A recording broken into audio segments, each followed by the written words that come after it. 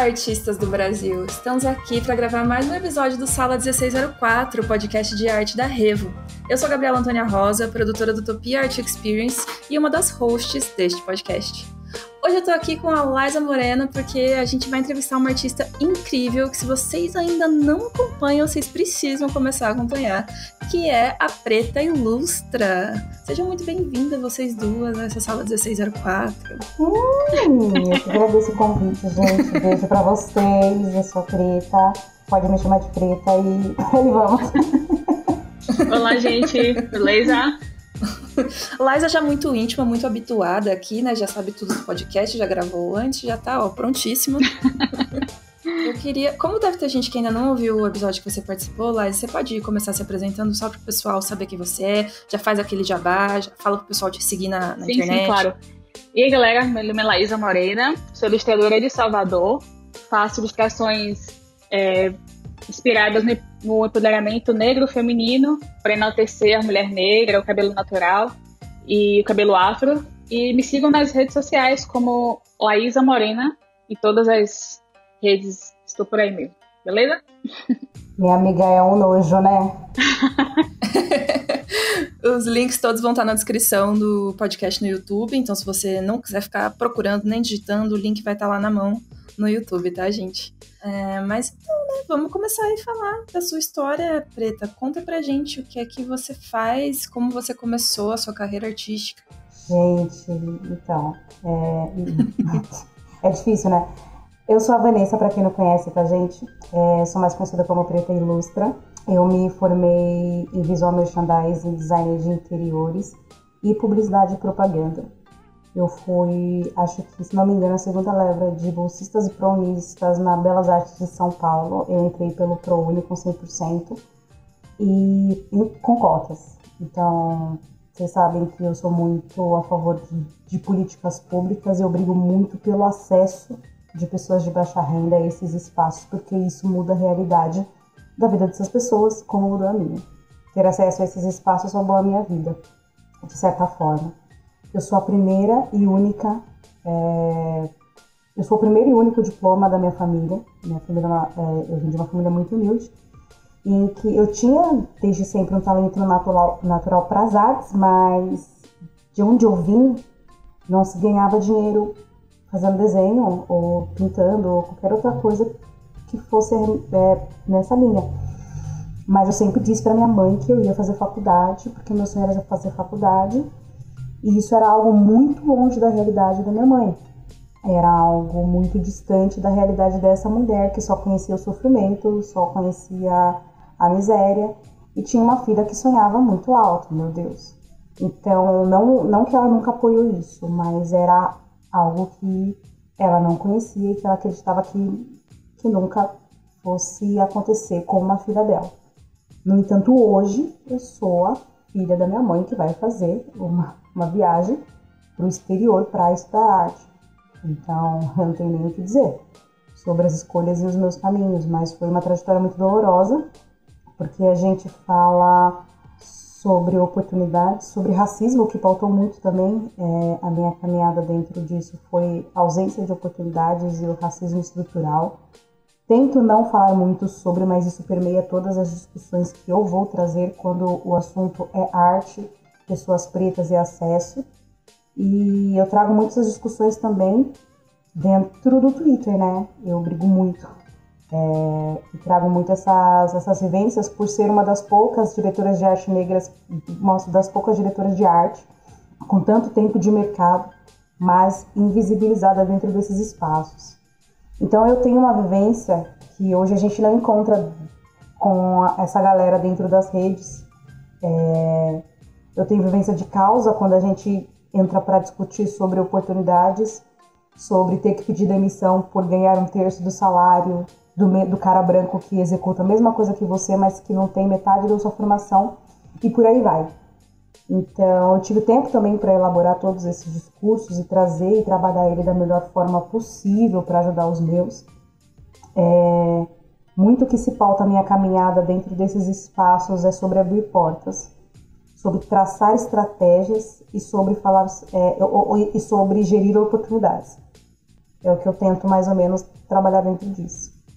Eu fiquei 10 anos como diretora de arte dentro do mercado publicitário e diante dessa grande mudança que a gente tem sobre representatividade, sobre a linguagem preta dentro desses espaços, sobre criativos negros dentro desses espaços, eu me vi num momento da minha vida que eu olhava para o mercado publicitário e via que ele não conseguia mais dialogar com a profissional que eu estava me tornando, na verdade. E para mais do que isso, hoje, exatamente hoje, neste momento que a gente vive, e nos últimos 10 anos para hoje, nos últimos 2 anos para hoje, o mercado publicitário, no geral, ele é incapaz de formar profissionais negros para chegar na liderança. Porque durante este processo, muitas vezes, a gente desiste de estar nesses espaços. E principalmente nós, mulheres negras, desistimos de estar nesses espaços. E a gente investe e começa a trabalhar e empreender em outros ramos por necessidade. Porque não existe mais espaço, não existe formas da gente sobreviver no mercado tradicional de publicidade que existe hoje em dia. E foi um dos meus casos. Eu parei de trabalhar em agências de publicidade, em que os donos eram brancos, em que os meus gestores eram brancos e que toda a minha equipe era branca, porque esses espaços já não me atendiam mais quanto criativa negra. Então eu vi que o Preta Ilustra estava me dando muito mais abertura, estava me dando muito mais oportunidade de trabalho e de falar de uma Vanessa e de desenvolver uma Vanessa que não cabia mais neste formato tradicional de publicidade que eu estava trabalhando. Mas também, em contrapartida, né, existe uma narrativa que foi muito recente agora, que eu venho elaborando melhor, mas que eu sei que é muito mais confortável ver corpos negros dentro das artes, por exemplo, dentro do entretenimento, é muito mais cômodo para os olhos ver pessoas pretas nesses espaços, do que ver elas em espaços dentro de uma agência de publicidade, por exemplo, dirigindo campanhas, tendo uma formação acadêmica. É um espaço em que não foi criado para a gente existir. Então, tem toda essa contrapartida. É confortável me ver dentro dos espaços do entretenimento, porque parece que esses espaços me aceitam melhor, ou eu só existo para trabalhar com música ou trabalhar com arte, mas eu não sirvo para dirigir campanhas, para assinar projetos ou para estar e existir dentro de uma agência de publicidade, por exemplo. Então hoje eu estou dentro dessa narrativa, né? É isso.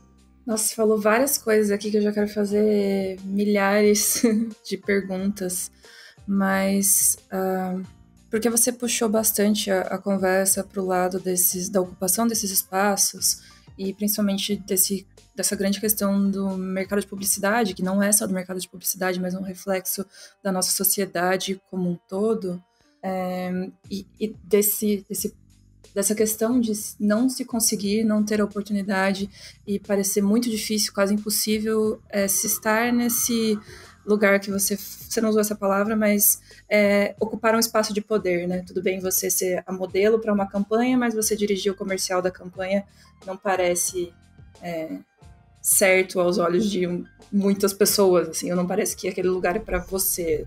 Exatamente. A forma como você se sentiu. Bom, você trocou de área, né? Você saiu da publicidade e acabou enxergando no seu trabalho independente uma possibilidade de ter mais voz. Foi mais ou menos assim que você fez, assim?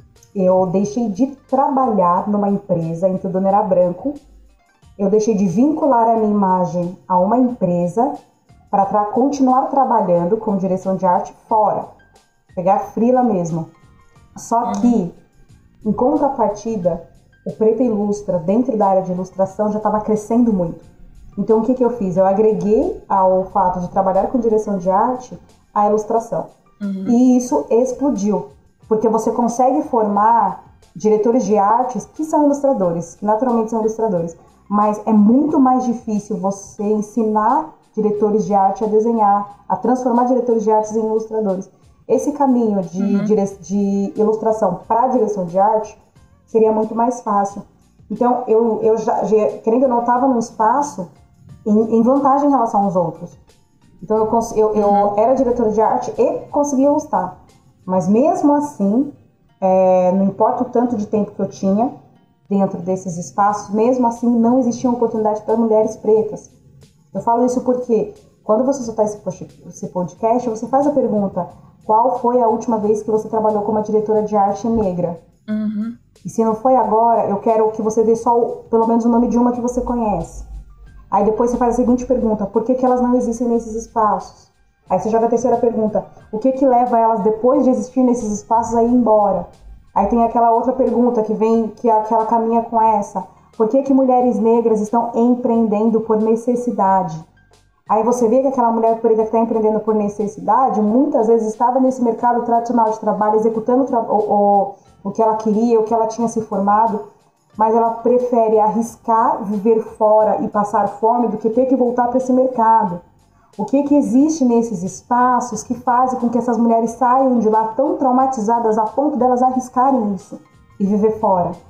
Todas as vezes que eu sou chamada para participar de sprint, para participar de mesas, de debates em relação a como eu posso tornar o meu espaço mais diverso, eu sempre trago esse recorte de por que as mulheres negras são, na sua maioria, as empreendedoras.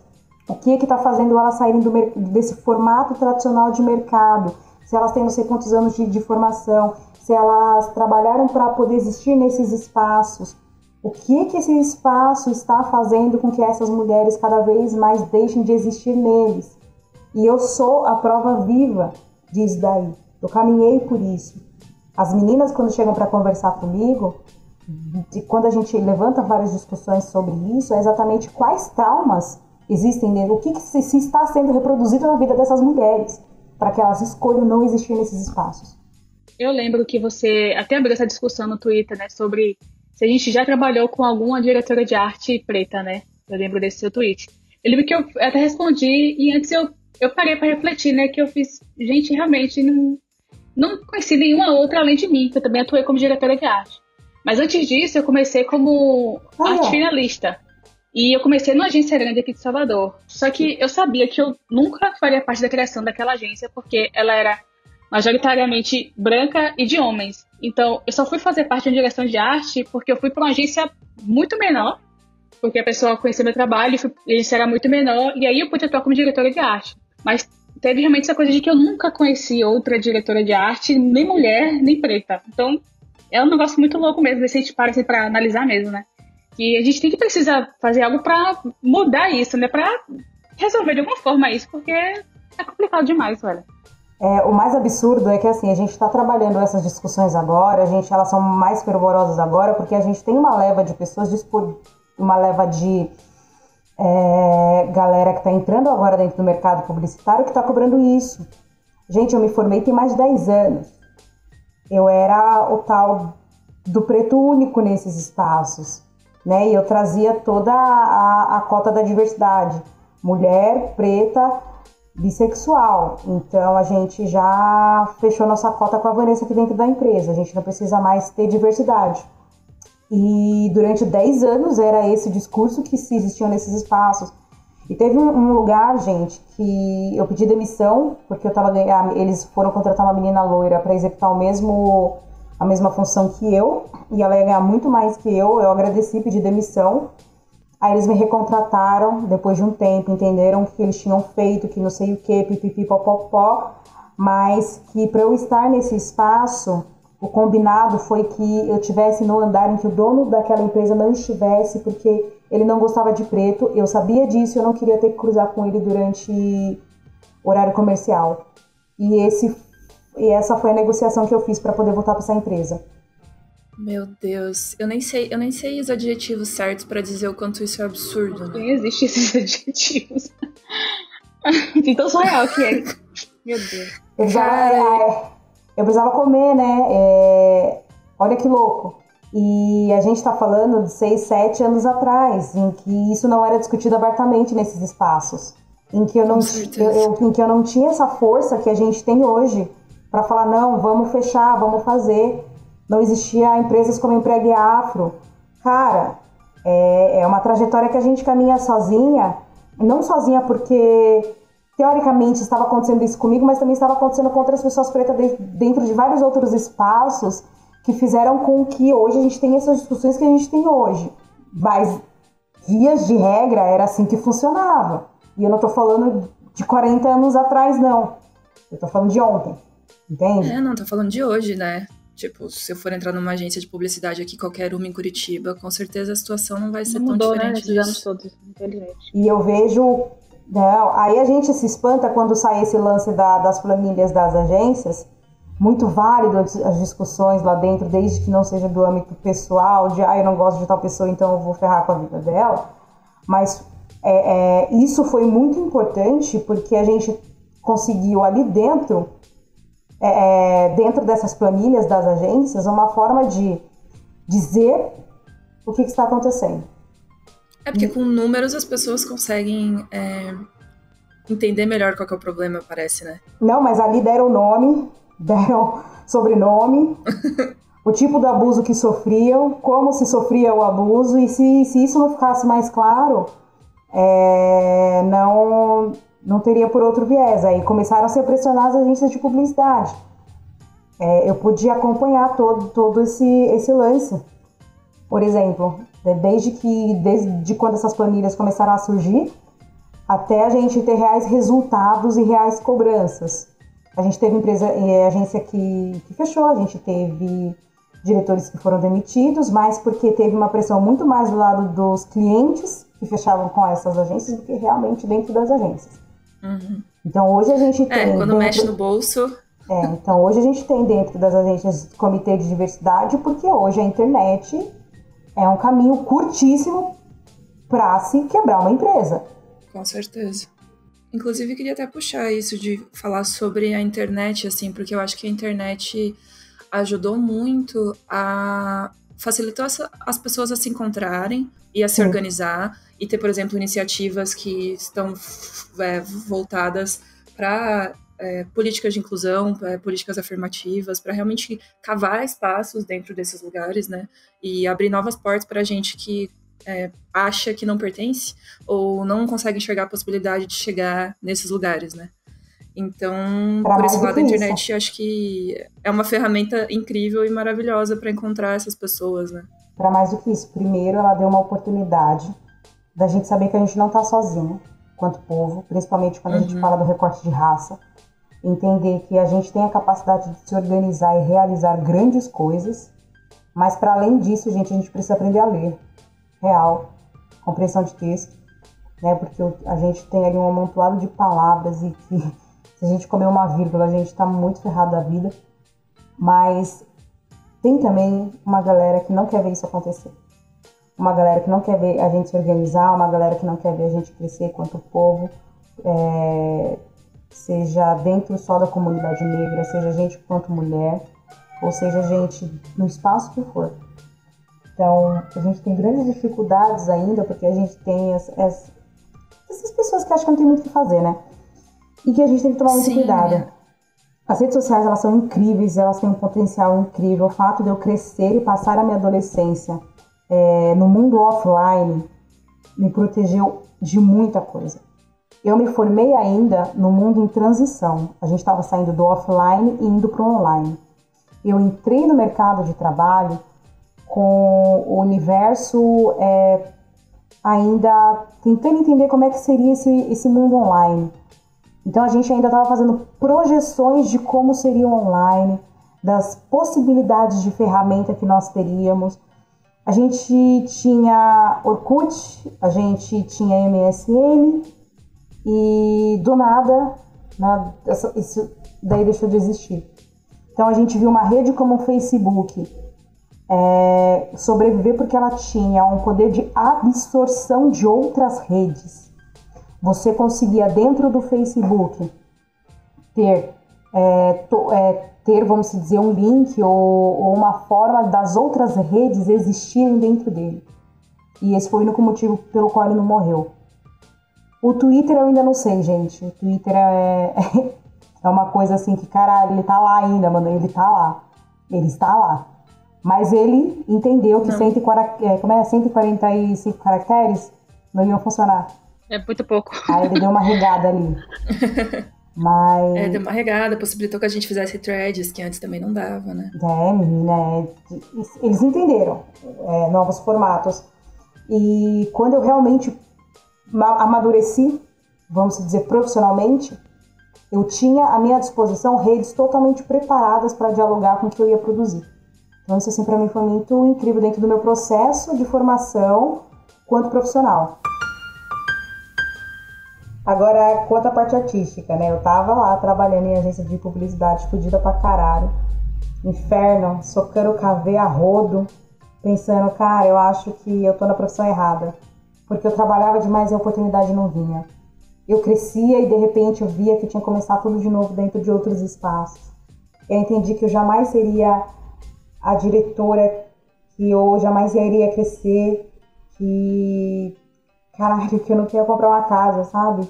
Que não importa o quanto eu trabalhasse, não seria eu aquela mina que ia fazer a viagem pra Disney.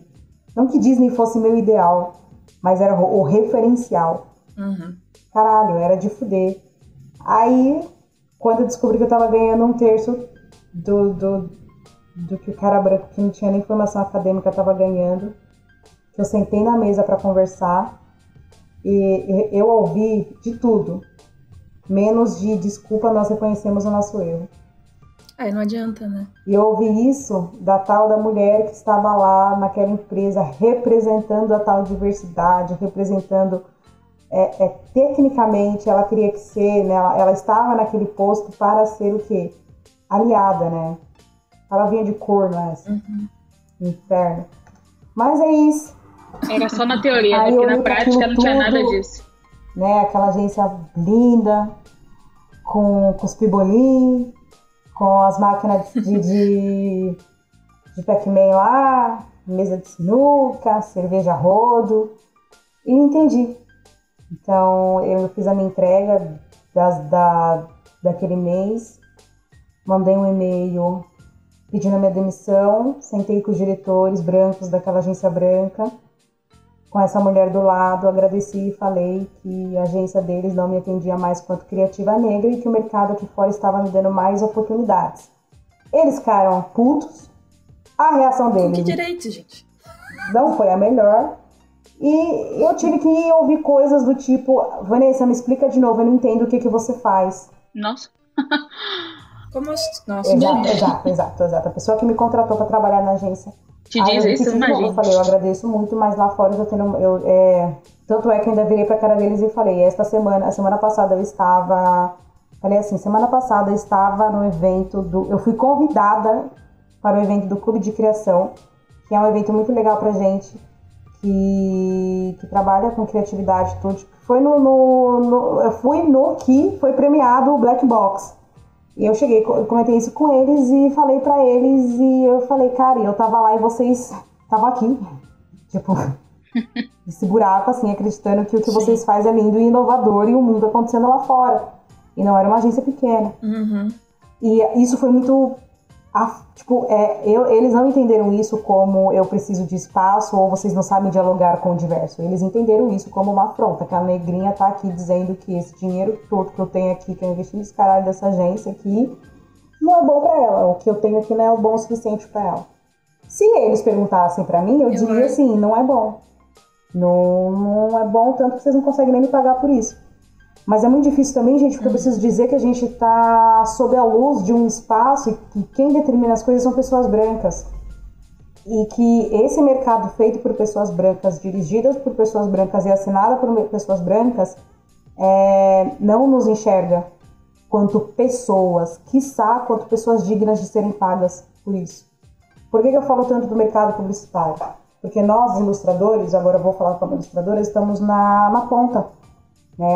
Nós somos um dos recursos que eles usam para poder solucionar alguns problemas de comunicação e, por incrível que pareça, a gente pega o resto do que tem que sobrou de dinheiro quando eles não conseguem mais solucionar problemas.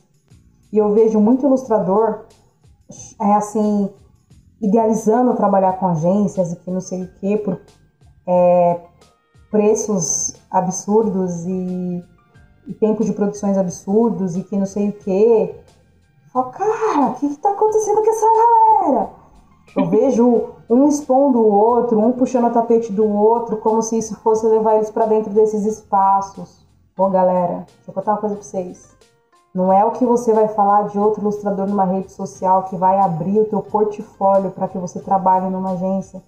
E para mais do que isso, eu nem sei se é isso realmente que vocês merecem. Vocês merecem muito mais do que viver à sombra de uma agência em que quem assina é um dono branco. Principalmente a galera preta que trabalha com ilustração.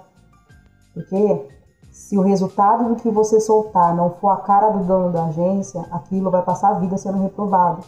Então imagina você que racializa seus trabalhos, você que tem narrativas fortes dentro do seu trabalho quanto ilustrador preto, apresentar teu trampo numa agência que você admira e ter seu trampo esculachado acreditando que você não tem potencial, que você é um fracasso, quando na verdade eles não têm nem referencial para reconhecer os nossos símbolos, os nossos signos, os nossos significados dentro da própria, aliás, nem dentro, fora da bolha deles.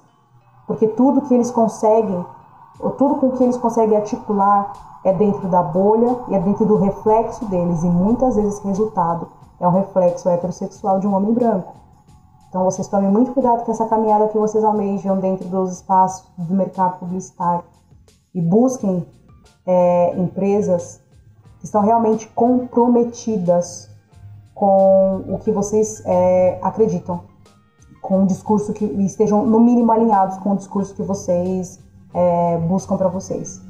E não só empresa de publicidade, né? Mas empresa de entretenimento de modo geral, assim. Cara, o que você falou de diretor de arte não é só na publicidade que não tem. Se você for entrar num estúdio de games, também não vai ter, sabe? Viada. Se você for entrar em uma produtora, também não vai ter. E o pior é que a gente se conversa, gente. Em todos os lugares. Os publicitários, a galera de rádio e TV, os ilustradores, a gente se conversa, gente. A gente sabe o que acontece nas empresas, a gente sabe quem tá trabalhando lá, a gente sabe o que tá rolando. Mas é que é aquilo, né, gente? A gente não ganha nada tendo que destruir algumas coisas, tendo que explanar algumas coisas. Algumas são realmente muito importantes a gente expor, porque acaba até dentro de algumas questões sendo crime. A gente tem o caso, do Walter Regi, que foi chamado de macaco dentro da empresa da agência de filmes em que ele trabalhava, e ele com um filme, um prêmio internacional rodando, assim, e ele com o filme, ele é periférico, ele é um... gente, esqueci o nome. Ele é formado em rádio e TV, trabalha com... É filmmaker que fala? Deixa eu pegar aqui. É filmmaker. Ele é criador de conteúdo, ele é diretor na plataforma Planafos. Ele é isso, o nome é cineasta. Ele é cineasta e ele ganhou, né, um filme dele preto no branco, um prêmio internacional, e teve que fazer vaquinha e tudo para poder mandar ele para fora. Ele estava trabalhando numa empresa, numa produtora de filmes nessa época, em que nenhum dos filmes dessa produtora foi indicado ao prêmio. E ele não teve nenhum tipo de ajuda dentro desse espaço, porque ele era só o estagiário lá dentro e não seria mais do que isso. Então, muitas vezes a gente está nesses espaços executando um trabalho excepcional do lado de fora, e ao invés de a gente ter um apoio para que a gente cresça dentro, porque a gente já está na empresa, não custa a gente crescer lá dentro. Eles começam a olhar para a gente como se a gente fosse algum tipo de inimigo, algum tipo de inimigo, uma ameaça, que a gente acaba não sendo bem visto se o trabalho que a gente executa do lado de fora é excepcional e o que executa dentro das paredes daquela empresa não é. Uma vez eu fui questionada por um dos meus diretores, ele falava assim: Vanessa, o que você produz do lado de fora é incrível, por que você não consegue executar isso aqui dentro? Mas... Você puxa uma lista assim é isso aqui, ó. Aí o que eu falei, né? Eu apenas respondi assim: porque ninguém lá fora diz que o que eu falo não, que o que eu produzo não é bom, ou que não tá bom. Eles pegam pessoas extremamente potentes, estrelas, pessoas capazes de executar muitas coisas. Botam essas pessoas dentro de uma caixa e esperam que elas tenham o mesmo brilho, o mesmo vigor, o mesmo potencial do que se elas estivessem do lado de fora. E para além disso, tudo o que elas têm que produzir tem que sair o quê? A cara do dono da agência. Imagina a merda que isso dá. Com certeza. Era pra falar da minha trajetória, eu tô aqui. Bom, reclamação do mercado de publicidade sempre tem, né? Na verdade, acho que o que mais tem. Mas esse mercado pelos mais diferentes motivos, mas nesses casos é muito mais sério que isso, né? É muito mais sério só do que seu chefe ser pé no saco, sabe? Não, isso foi o que definiu a minha existência em outros espaços. Isso definiu a minha existência em outros espaços. Vanessa, por que você está trabalhando com ilustração? Era o seu sonho? Não era o meu sonho. Meu sonho era ser uma das maiores diretoras de arte do Brasil. Só que eu esqueci que eu sou negra. Eu só tinha esquecido esse detalhe. Talvez a minha mãe tenha tentado me falar durante um tempo, eu que não ouvi. Eu não ouvi o que ela falou a vida inteira. Mas enfim. Mas não tira o meu mérito das minhas conquistas. Ou do que eu tracei. A ilustração está me dando, né, esse diálogo que eu tenho com a ilustração, com essa parte criativa, está me dando muito mais portas, está me abrindo muito mais portas, mas ainda está sendo usada para me manter fora de espaços de direção de arte, por exemplo. Uma das últimas vezes que eu fui concorrer para uma vaga de direção de arte, eu perdi, porque eles não sabiam se eu ia dar conta de executar pelo fato de eu ser ilustradora. Aí acho que essa conta pra mim não bateu. Que uma coisa tem a ver com a outra. Tem nada a ver. Aí acho que isso pra mim não bateu. Eu tô tentando entender até hoje. Tipo, se não conhece meu trabalho como direção de arte, o que tem a ver? Eles queriam que eu não sei, eu realmente não sei o que eles queriam que eu fizesse fora do mercado publicitário. E caralho, eu aprendi muito mais e tô aprendendo muito mais fora, principalmente essa coisa de know-how, de linguagem, de entender como é que tá funcionando a arte no Brasil, questão de símbolos e tudo mais. Eu tô aprendendo muito mais fora de agência de publicidade, dialogando com os meus, do que dentro de uma agência top no Brasil. Tem coisa que... O que por si só já é um problema, né? Cara, eles não conseguem dialogar com a gente, nós.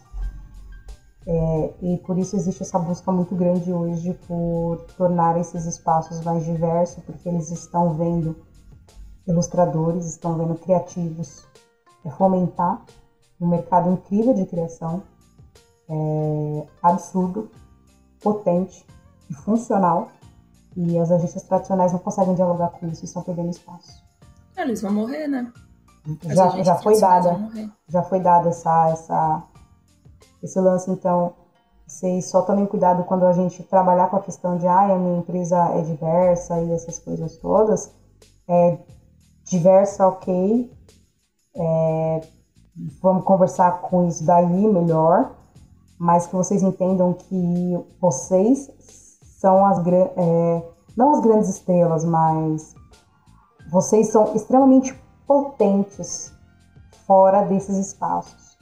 Estejam nesses espaços somente se for acrescentar para vocês quanto profissionais, de alguma forma. Porque hoje está sendo muito mais importante eles terem vocês lá dentro do que vocês ficarem carregando o nome de grandes empresas nas costas, tá bom?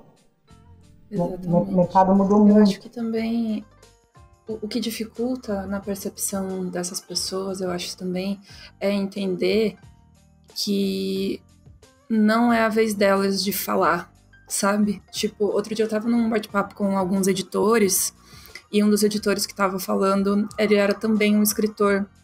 E o último livro que saiu publicado dele foi há uns 10, 12 anos mais ou menos. E alguém que estava no chat ali do bate-papo perguntou: fulano, por que faz 12 anos que você não publica nenhum livro? A gente sabe que você continua escrevendo e tal. Ao que ele respondeu: porque não é mais a minha vez de falar. Tem outras histórias que são mais importantes que a minha, mais significativas que a minha, e eu tenho que dar espaço para essas pessoas, porque não é mais meu momento, entende? E aí ele falou aquilo e eu falei, nossa, ainda existem pessoas que têm alguma mínima consciência, sabe? A mínima. Tem um pouco de senso. É um bom senso, sabe? Entender, tipo, eu já fiz o que eu tinha que fazer, eu já falei, agora não é mais minha vez, sabe? Quando saber abaixar e ouvir, assim, isso é uma atitude que eu acho que falta muito. Olha, é muito isso.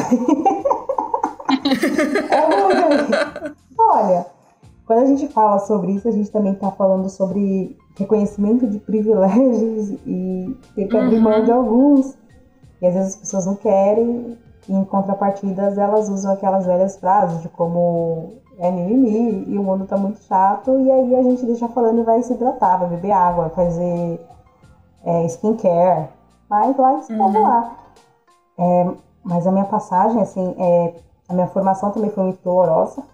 Eu, apesar de fazer uma das melhores faculdades de São Paulo, uma das memórias que eu tenho mais fortes, principalmente no último ano de faculdade, foi sentir fome. Eu falo isso porque é algo que eu não quero esquecer na minha vida e é algo que eu venho lutando para que nunca mais isso se repita, porque é muito contraditório, né? Eu tenho uma formação invejável, principalmente para os meus, porque eu consegui entrar na faculdade que eu quis, eu fiz os cursos que eu quis, eu desenvolvi, eu fui a estagiar, eu fui a trainee, eu fui assistente, e eu fui a diretora de arte júnior, sênior, e caminhei para o pleno, e mais nunca, o mercado nunca esteve pronto para me pagar por isso. E hoje eu empreendo por necessidade, porque eu quero continuar dentro da área criativa, mas eu não quero mais ter que ceder o meu talento ou as minhas soluções criativas para pessoas brancas e continuar sendo invisível.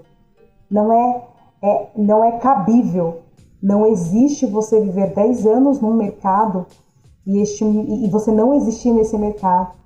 E eu viver 3 anos de Preta Ilustra e esses 3 anos me trazerem todo o reconhecimento artístico que a publicidade não me deu.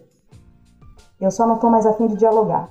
Interessante que eu ia lhe perguntar justamente sobre isso agora, né? Que você falou que há 10 anos, né, você desejou ser a diretora de arte mais conhecida, né, do Brasil, etc. Mas, infelizmente, você não conseguiu isso, não por conta da sua incapacidade, que a gente sabe que não é isso, né? Que você é realmente muito capaz.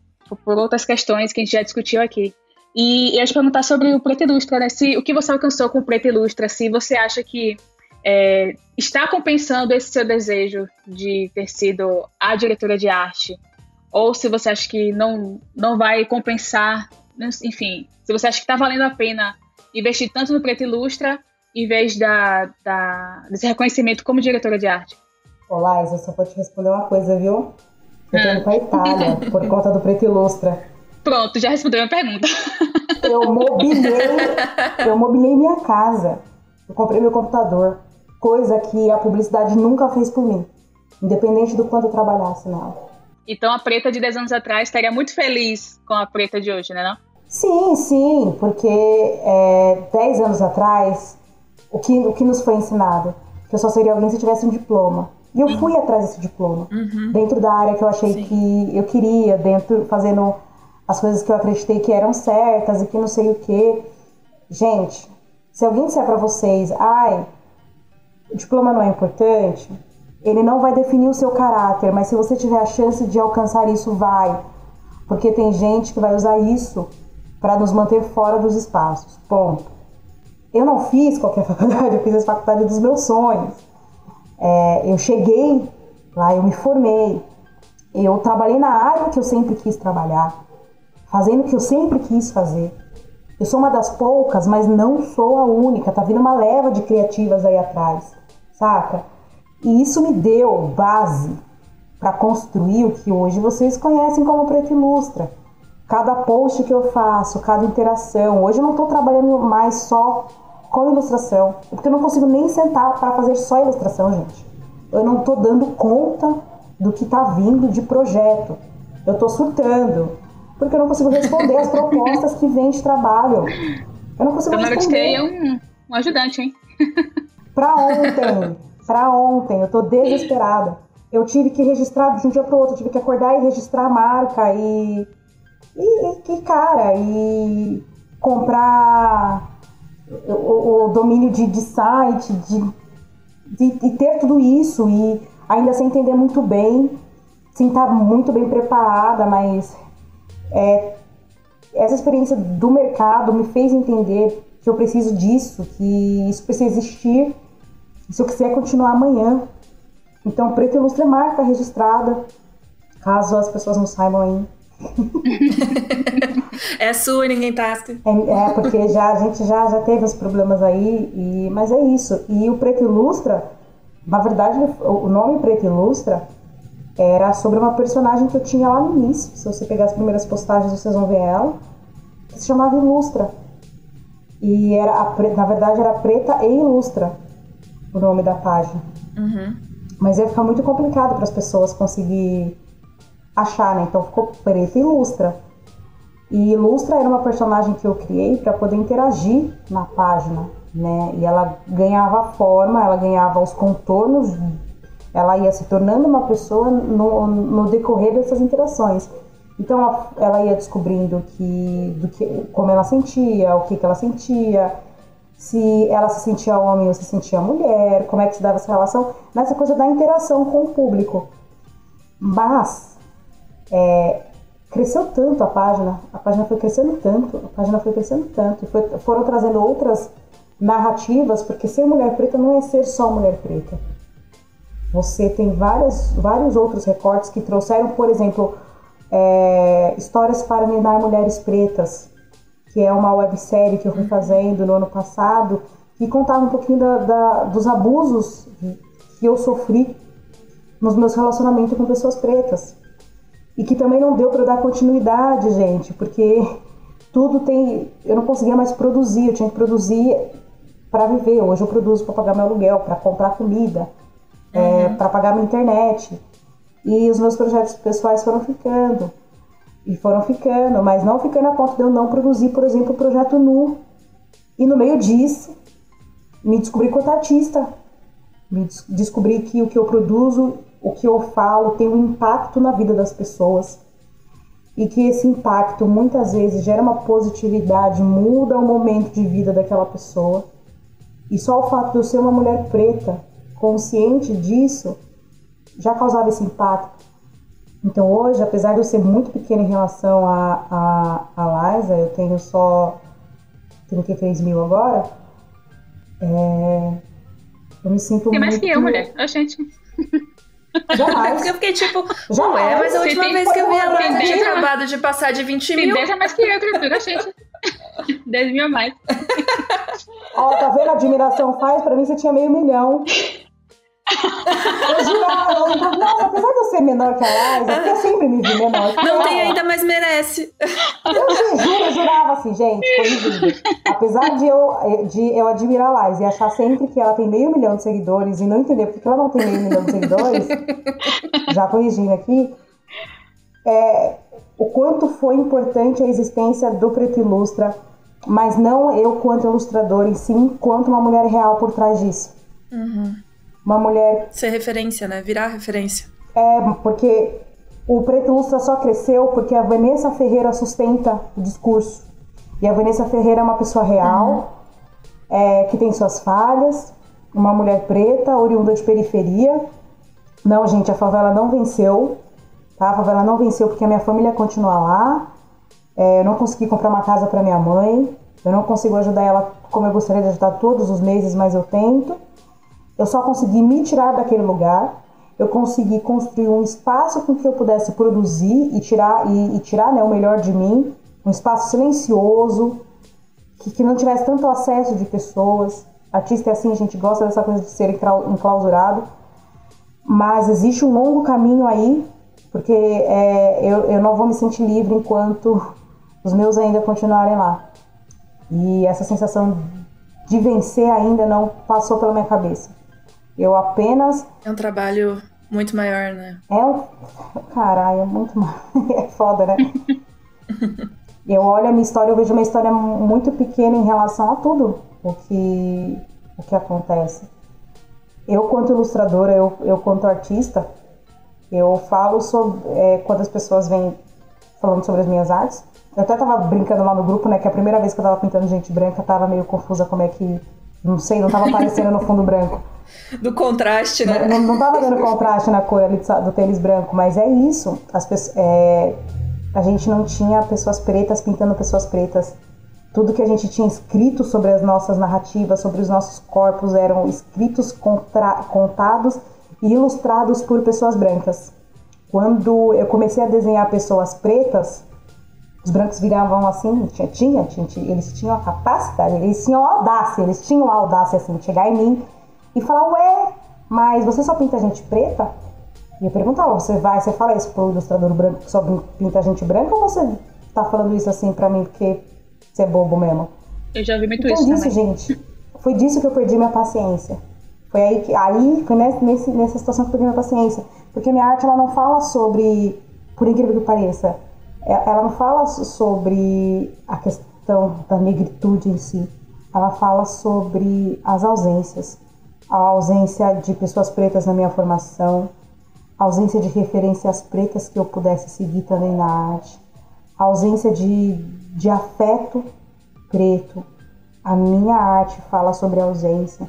O Projeto Nu me quebrou as pernas, gente, me quebrou as pernas, porque eu pedi assim, eu queria, a gente estava no meio de uma pandemia, eu falei, gente, eu quero, já que a gente está numa pandemia, ninguém está se vendo, qual é a forma de afeto que a gente está trocando? Isso eu discutindo lá no Tindó. Aí eu falei, nudes, estamos trocando muito nudes, vídeos, essas coisas. Eu falei, então me mandem nudes, eu vou pintar nudes no papel mais caro, no mais caro que eu tiver, numa técnica legal. E a gente não está acostumado a ver mulheres pretas nas artes dominando outras técnicas, que não seja só o digital ou uma aquarela. Mas teve um pessoal que ficou bem nervoso comigo. Eu não sei, cada vez que eu apresento um trabalho novo numa superfície que não é o usual, tem uma galerinha que fica chateada, geralmente são homens brancos.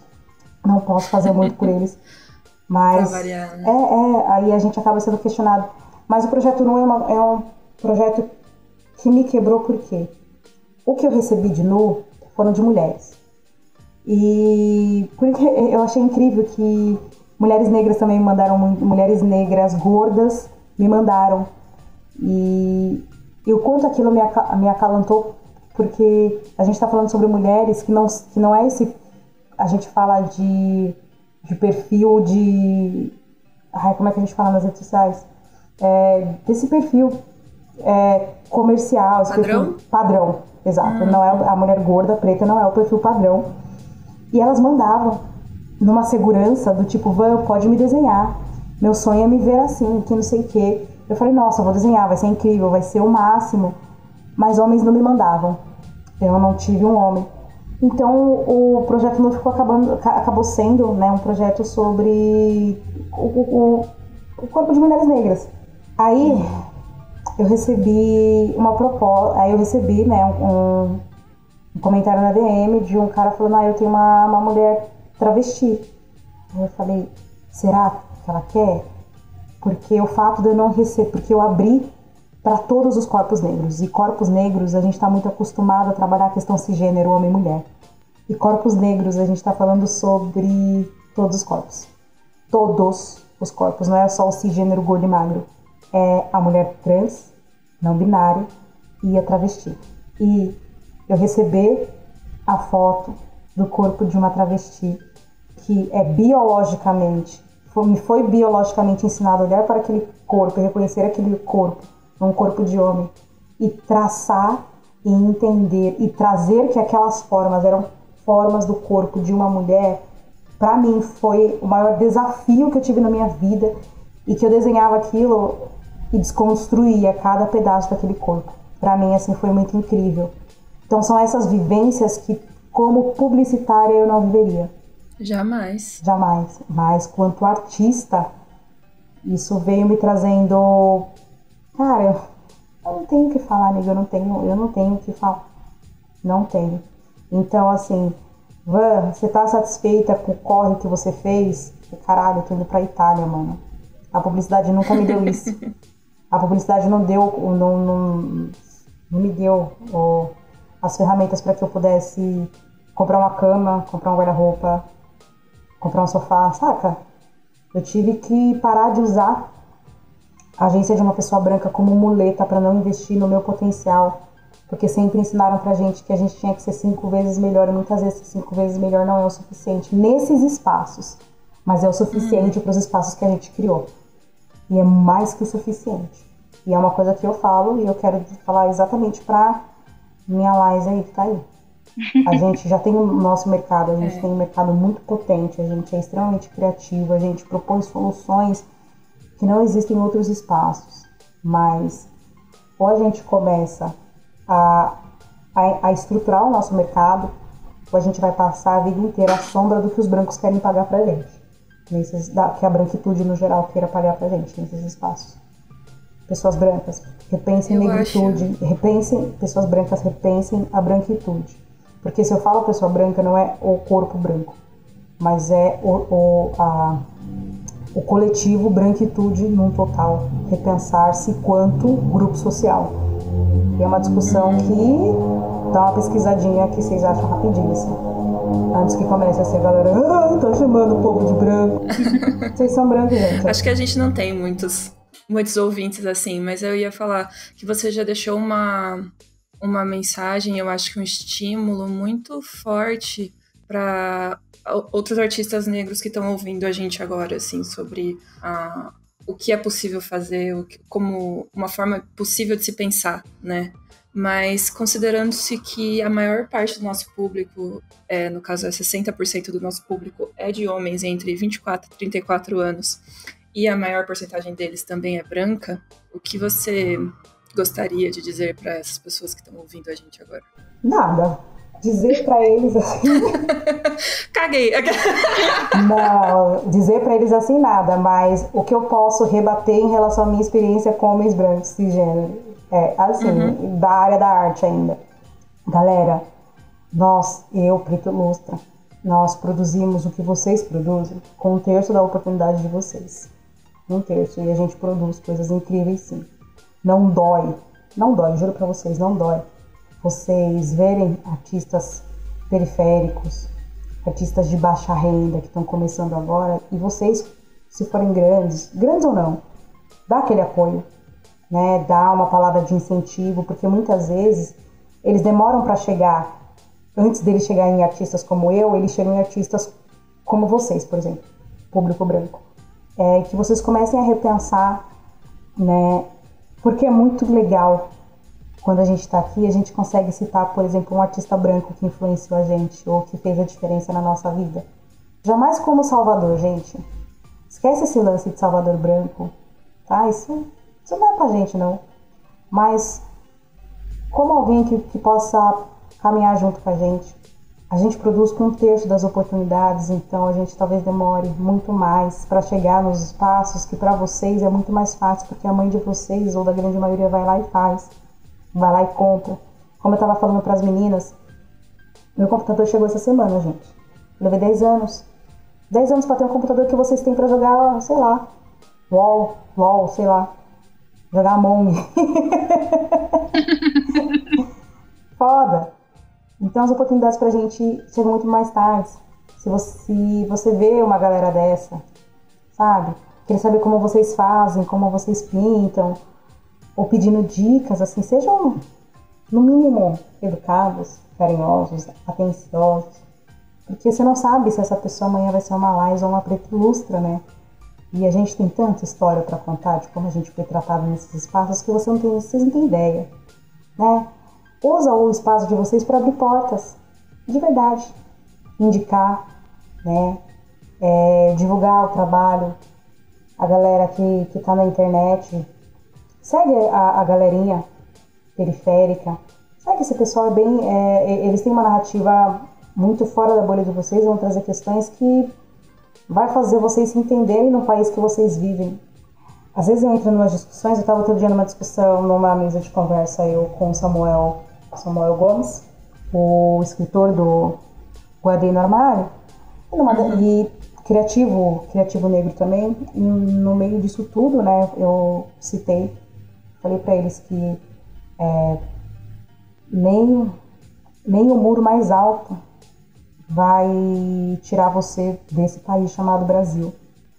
Então não importa o tamanho do muro do seu condomínio. A realidade social que você vive é muito diferente dos muros para fora. E nem todos partem do mesmo lugar. Então, se eu tiver alguma coisa para dizer, eu vou dizer história porra da bolha. Assim, vocês não passam vergonha nem na internet, nem na rodinha com os amigos. Sério, questões raciais, elas estão sendo discutidas há muito tempo. E questões raciais não é problema de preto, porque quem precisa do racismo desta forma para continuar lucrando, para continuar se beneficiando dele, não é o povo preto. São as pessoas brancas. Então se pensem enquanto grupos brancos, se repensem nesses espaços e estourem as bolhas. Imagina que vergonha, você tá lá na internet batendo um papinho, que não sei o que é, você dá aquela, vamos dizer assim, aquela ramelada, que você não teve um amigo, cara, pra dizer que, isso aí não é uma coisa legal de dizer não, porque isso daí é racista. E você ter a sua vida virada de cabeça para baixo, porque ninguém te ensinou ou ninguém disse pra você sobre uma coisa que naturalmente você teria que saber. Porque sobre branco a gente sabe tudo. A gente precisa saber, porque a gente estuda nas escolas de vocês, quando a gente vai fazer um vestibular, as histórias de vocês que estão sendo contadas são sobre os seus escritores, sobre os seus presidentes. Cara, é tudo sobre vocês. E a única coisa que a gente pede é para vocês não serem racistas, e nem essa lição vocês conseguem executar. A gente não tá pedindo demais, não. Porque Verdade, se a gente não quisesse estamos. Com certeza vingança, não, inclusive. a gente não tá pedindo nada demais mesmo. A gente quer equidade. A gente quer as mesmas oportunidades. Eu acho que é o mínimo, na verdade. Porque quando a galera quer vingança, a galera faz que nem botaram foguinho lá, naqueles espacinhos lá que a gente teve esses tempos aí. E aqui ainda no Brasil é muito de boa essas coisinhas. Mas a gente precisa se repensar quanto grupo social, principalmente as pessoas brancas, que são as únicas privilegiadas dentro disso. Ai, mas o que isso tem a ver com a ilustração? Tudo, caralho. Tem tudo a ver com a porra da ilustração. Por que tem a ver? Porque se eu tô falando sobre arte, sobre ilustração, eu estou falando sobre uma produção artística num tempo, num determinado espaço, produzido por um determinado perfil de artista. O que esses artistas negros estão produzindo hoje?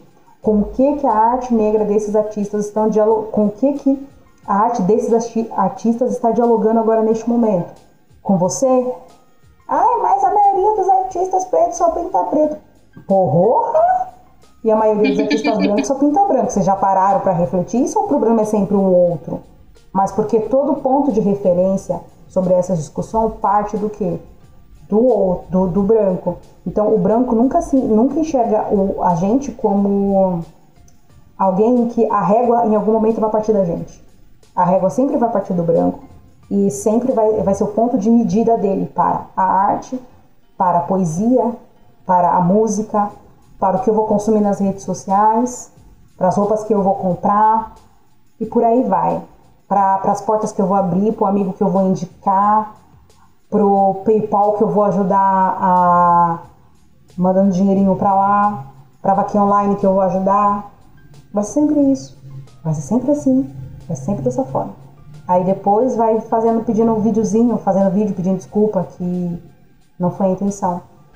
É muito difícil a gente ter, porque isso é todo dia. É um padrão comportamental a todo momento.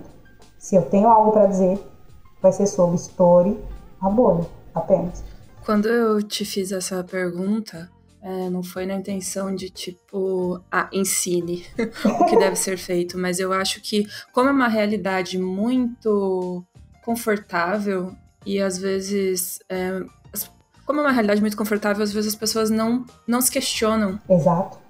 Sobre essas coisas. Viado. Elas não fazem as perguntas que talvez elas devessem estar se fazendo, sabe? E a partir do momento que você se faz essas perguntas, você não consegue mais voltar atrás. Graças a Deus. Você começa a ver isso em todos os lugares. Você liga a TV e você enxerga. Você sai na rua e você enxerga. Você vai num restaurante e você enxerga. Você não consegue mais desver, sabe? E é a partir desse ponto de incômodo que eu acho que a gente consegue realmente mudar as coisas. Porque se você está confortável com uma situação, você não vai querer mudar ela, mas a partir do momento que aquilo começa a ser tão evidente que você não consegue mais deixar de perceber, aí você se sente obrigado a fazer alguma coisa. Você quer ver? Então, era mais nesse lugar a minha pergunta. Estourar a prega do cu? Eu pergunto assim, estourar a prega do cu. Você que está ouvindo isso, se você entrar num restaurante, não agora, tá? Porque a gente está no meio de uma pandemia. Por favor, faça isso não. Mas tu entrou no restaurante, tá todo mundo no restaurante é branco. Você não sentiu um incômodo? Amigo, tu tá muito mal. Todo mundo no restaurante branco, o cara que tá limpando o chão é preto. Isso não te causou nenhum incômodo? Tá muito mal isso aí. Tô no meu condomínio, olha pro lado. Nenhuma família preta, tudo branco, tudo igualzinho a você. Tem uma coisa muito errada aí. Algo errado não está certo. Exatamente. Tá muito errado. Então, se você olha pro lado, se tiver 100 pessoas e não tiver uma pessoa preta, cara, corre, porque é o filme Corra. É exatamente o filme Corra. Verdade. E vocês sabem como acabou esse filme, né? Misericórdia de Deus, vocês sabem como acabou esse filme. Vocês assistiram, né? Esse filme é sobre de vocês. Misericórdia, mano. Deus me livre. Mas é isso, mas pessoas brancas não se repensam, nunca fazem isso, porque elas estão num lugar que elas nunca precisaram se repensar isso. Essa semana, as duas meninas estavam na calçada de casa, receberam tiro de rojão na cabeça. De rojão uma recebeu um tiro na cabeça, outra no peito. O enterro foi de caixão fechado porque estourou a cabeça da menina, de 8 anos. Pessoas brancas não morrem assim, quando estão brincando na calçada. Se isso não te causa nenhum tipo de estranheza, se isso não te faz repensar por que mães pretas estão enterrando seus filhos cada vez mais cedo, significa que você nunca ouviu falar sobre o plano de genocídio, o projeto de genocídio da população preta. E deixa eu te contar, eu não sou só ilustradora, eu sou um corpo negro nesse espaço também. Isso diz muito sobre se eu vou chegar, né, aos 50, aos 60, aos 70. Porque alguém simplesmente pode, sei lá, me confundir dentro de um mercado, dizer que eu roubei alguma coisa, e eu não saí viva de lá.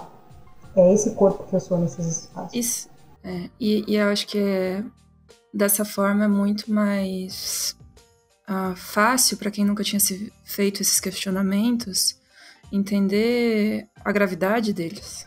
Isso não só, eu não me relaciono com esses problemas porque não diz respeito a mim, sabe? E isso vai refletir na minha arte. E tipo, a gente... É óbvio que não vai sair todo mundo depois de ouvir esse podcast e começar a fazer passeatas e levantar bandeiras, mas, tipo, dentro do seu trabalho, sabe? O que você pode fazer? Dentro das suas vivências na sociedade, o que você pode fazer? É uma coisa que tá ao seu alcance, sabe? Exato. Estica seu braço. Onde o seu braço alcança nesse primeiro momento? É isso que ele alcança? Então é por onde você vai começar. Significa que quem tá no centro disso é você. Então é por você que você vai começar.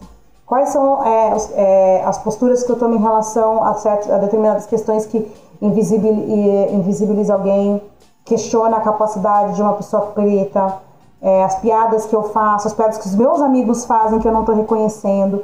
Eu preciso me reeducar quanto à linguagem que eu uso, se ela é depreciativa. E eu não estou falando só quanto pessoas pretas, estou falando todos os recortes. Gênero, raça, classe. Só não sabe hoje, gente, quem não quer, porque a internet tá aí. A galera fez vídeo a rodo, tá aí a Semana de Equidade da JW Thompson, já tá no ar, falando só sobre as problemáticas de por que a gente não tem líderes negros nos espaços, por que a sua empregada sempre é negra e a patroa e a dona da empresa da sua mãe ou as amigas da sua mãe não são. Caralho, várias coisas que você pode repensar, só você olhar pro lado. Quantas pessoas pretas você segue na internet, você consome o conteúdo delas e você para por algum momento para ouvir o que elas têm para dizer? Ouvir, se colocar no lugar de escuta. A gente fala muito sobre o lugar de fala, mas ele não vai existir se não houver lugar de escuta. Aí, novamente, eu trago isso. Isso reflete o quê? Reflete na nossa arte. Sobre mulheres tendo que desenhar várias vezes personagens negras com cabelos crespos, com cabelos afros, com cabelo com trança, com cabelo cacheado, porque não existe na história a representação dessas mulheres. Não existe. Nós, quanto artistas negros, estamos criando isso agora. E é uma vergonha a gente deixar para essa geração. Eu não conheço o artista que veio antes de mim, ou a artista. Eu conheço as que estão surgindo agora e que estão produzindo coisas incríveis, para que as nossas filhas, elas tenham referência de arte. Aí eu quero saber se você, que está ouvindo esse podcast, colabora com isso, ou está no clubinho do, vamos destruir isso aí, porque é mimimi, e que não sei o quê. Aí vai de cada um, só não enche o saco. Se não atrapalhar, também já ajuda, né? Não, ficar quietinho também é uma boa ajuda, mas se encher o saco, meu amigo, rapaz. Bom, com esse convite que a Preta fez agora para a gente se questionar, né? Afinal de contas, eu também sou uma pessoa branca, e também para vocês, que são os nossos ouvintes, se questionarem. A gente encerra o podcast de hoje. Tem vários outros assuntos que eu ainda queria conversar com a Preta e com a Laísa, mas a gente vai deixar para uma parte 2 do podcast. E vocês quiserem fazer mais perguntas, quiserem contar a experiência de vocês sobre os assuntos que a gente discutiu aqui, vocês deixem nos comentários desse podcast no YouTube, e aí no próximo a gente já pode falar sobre essas questões e comentar essas histórias e vivências de vocês também no nosso próximo episódio juntas. Queria agradecer muito a participação de vocês aqui e por terem a coragem de compartilhar também as histórias, sabe? E botar o dedo na cara também, colocar o dedo na ferida e expor as coisas, porque nem todo mundo tem a paciência de fazer isso. E eu acho que a gente tá caminhando para um lugar mais plural dentro da nossa comunidade por causa de iniciativas como essas. Então, muito, muito obrigada por participarem dessa conversa com a gente hoje, e a gente continua conversando no próximo episódio. É nóis. Obrigada viu, gente? Beijo. Eu agradeço também o convite mais uma vez. Valeu, galera.